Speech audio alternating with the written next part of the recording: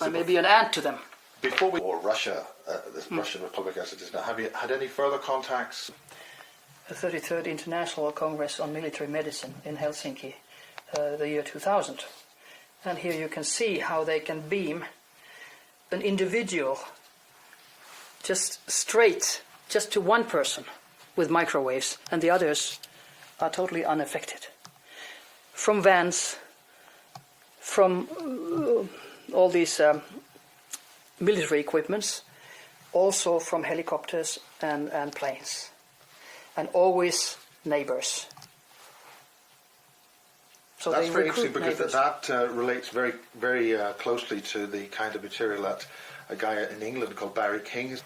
Right, nothing like changing batteries. Right, okay, take two. This document. This one? Yeah. Well, it was presented in... This is at what conference? At the conference, 33rd International Conference on Military Medicine. And where was that held? It was held in Helsinki the year 2000. And this was part of my poster presentation. Excellent. And there you can see how vans can send microwaves just to one person from the neighboring house. Helicopters can do it, and all kinds of military equipment. And this was, of course, taken from the US. And how did your research enable you to find out about that? This was sent to me a long time ago by an Englishman who was doing research. Excellent. And I used that. Okay. And interestingly, this is my article in internet, which I have not myself put into internet, but it's I counted 13 languages now, even right. Japanese, Russians, whatever. Is this based on lectures you've given elsewhere? Yeah, it's sort of it was the first publication in a medical journal ever in the world, in Spekula, Oulu University in northern Finland, medical club for the students and the medical doctors of North Finland. And this article was printed in their magazine. And it was interesting that already in 1874 in Ohio they put the first implants. Electrodes, they called them then. 1874. Oh. Somebody has been tampering with the text and put 1974, but it was 1874. It was a female patient who died. But still, so already then they were doing research in the Good Samaritan Hospital in Ohio. That's pretty startling. Yeah. It's been going on for a long time. All in Finnish also. This was the first article ever in a medical journal about near-death experiences and out-of-body experiences in '83. But it's in Finnish. So, and these probably are, you probably know them because they're from Matrix and they are from American publications. They did that on the Green and Common women. They used mind control on them. That's right. That's right. Do you have it? Do you have any information on that? Green and yes, Common? I have read the story. Yeah. Kim something. What was her? She's dead now. Yeah. Many of those ladies died of cancer, and that's what they do. That's the Green and Common ladies. Yeah. Mm-hmm. Yeah. Died of cancer. Yeah. Because of the mind control and the microwaves. Of course, but they can cause cancer. The worst thing is that they use illnesses as weapons today. They can beam into you cancer. For rats, it takes only 2 days. But they have another frequency and they can also take it away. But do you think they give it to humans? No. And do you think that's what the reason is they need a DNA code for everybody? Probably. Then they can also cause a myocardial infarction if they want to kill you. If they don't, they just give you angina. It just hurts, heart pain. Or they can give you a stroke. They can give you a diarrhea. They can make you vomit in a second. And this is used as a weapon. Think. A friend of mine in Dorset experienced that. There was a helicopter flew over her house. Yeah. She was just walking in the country, and she had something which happened to her, which made her. That's right. Vulnerable. I remember seeing on TV when George Bush Sr. was in Japan on a official visit, and all of a sudden at the dinner he started vomiting. And the Japanese, they went like this, and the film was not shown in the USA. But I just had one question: was it CIA or was it Japanese? And at President Obama's inauguration dinner, 2 senators. Yeah, that's incredible. And also when President Obama was giving his oath, something happened. It didn't work the way it should have been. I just thought, who clicked? Because he was smiling when he did it. Right. Anyway, and yes. Oh, this is part of which. We didn't talk about that. So let's just get a little bit on your new book. Well, it talks about. I did start with it. Yeah, you took it, okay, the whole thing, so I don't have to repeat it. But there was an interesting thing. They were in the year 2003, 2 and 3. In Norway, they were having an official governmental committee looking into maybe, how would I say it, bad things that have been done in medicine to people. And of course they come to the conclusion that nothing has been done before 1975. But they didn't accept, the committee secretary did not accept the positive findings. And even if an 81-year-old Dr. Melby, who had been at the national board here in Norway, had come out before his death and said that they have been using human patients as guinea pigs. He didn't use the word guinea pigs, but using them for what they say research. They didn't take that in. I said, well, he was so old. So that's again the official truth, is that nothing has happened, which is bad for patients, but unofficially a lot of things have happened. And right now, about a month ago, in the major newspaper Aftenposten was 2 pages of a 91-year-old medical doctor who said, yes, we have given malaria to people. We have done this and this and this, because we didn't know what to do with the patients in the mental institutes.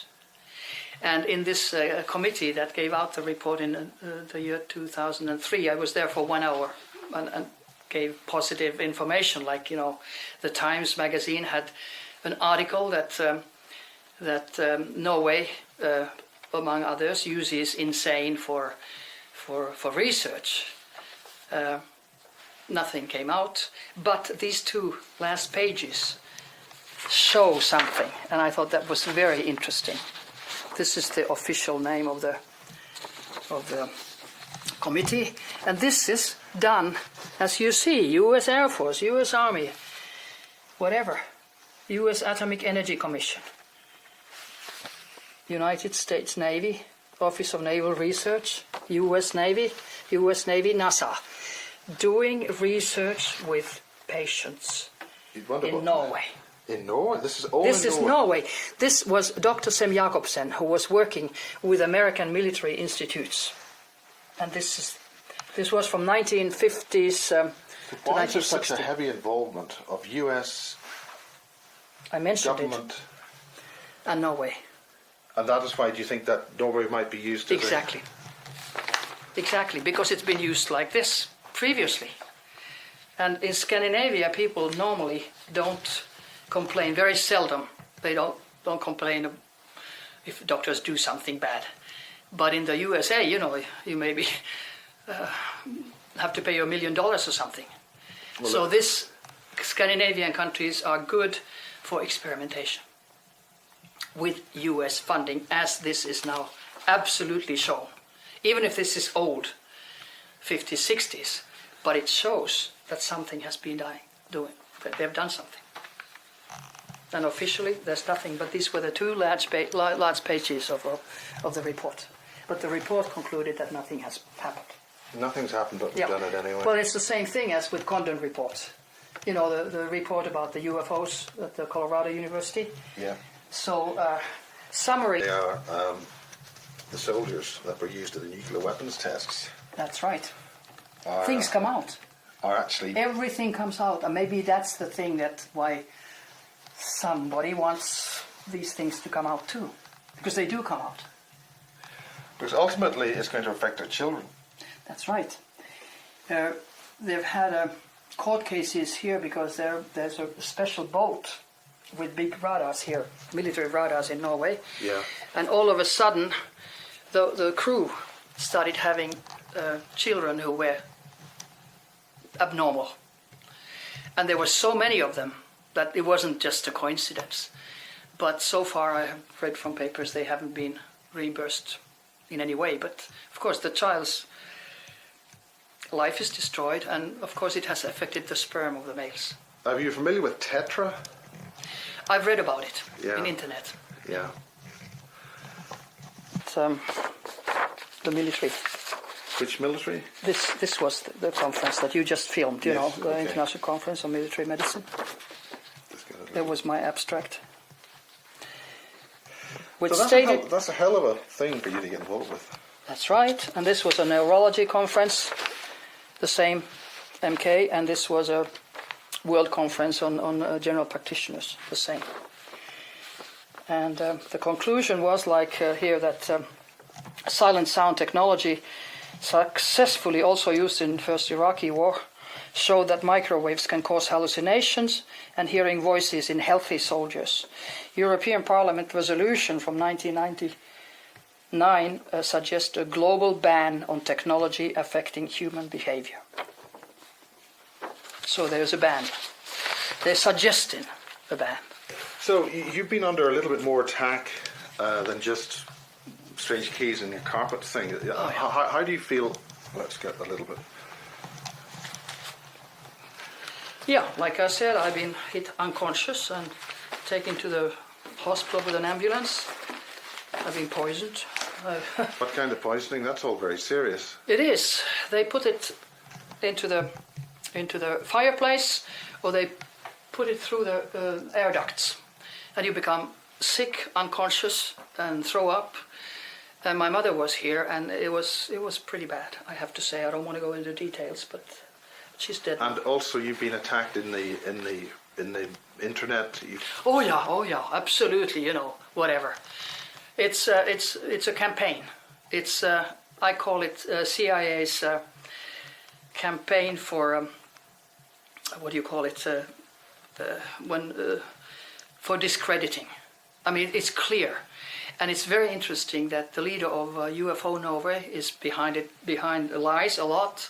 The leader of UFO Sweden too, not that badly because he's a journalist. He's more cautious.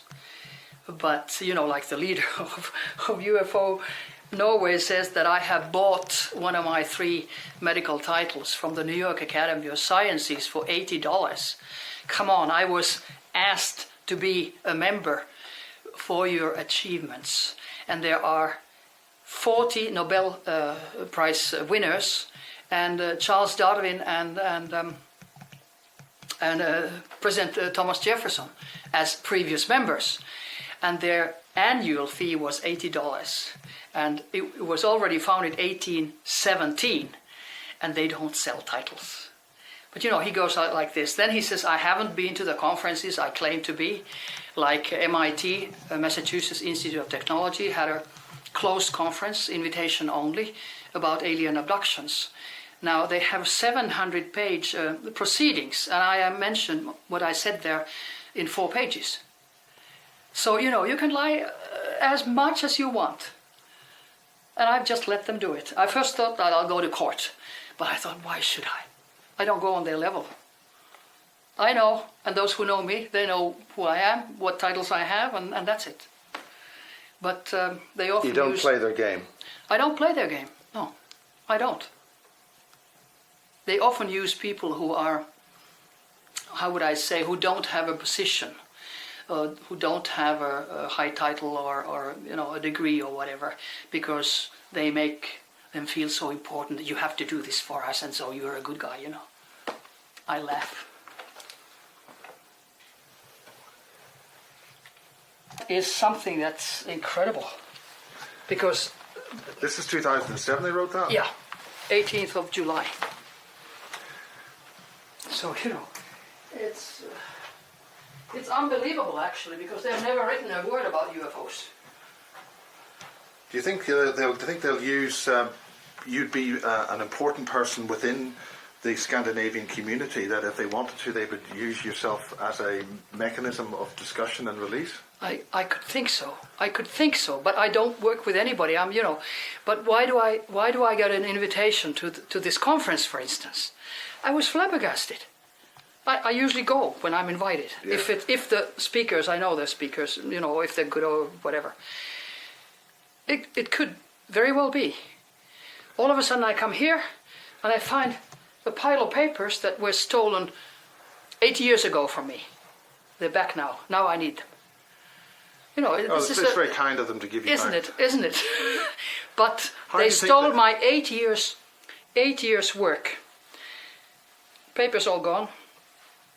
And a journalist, a Norwegian journalist whom I have met now, said that somebody gave him a pile of papers and said, "You're a journalist, why don't you make a book?" And he did.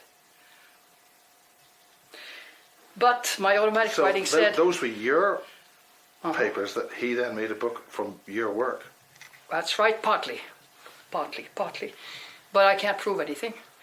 And then my automatic writing said, "Well, you should be only glad that things come out, even if you don't get the credit." Yeah. And I said, okay, but 8 years. Yeah. So... I always say you never make money working for the aliens. You work like hell. You don't ask for the credit either.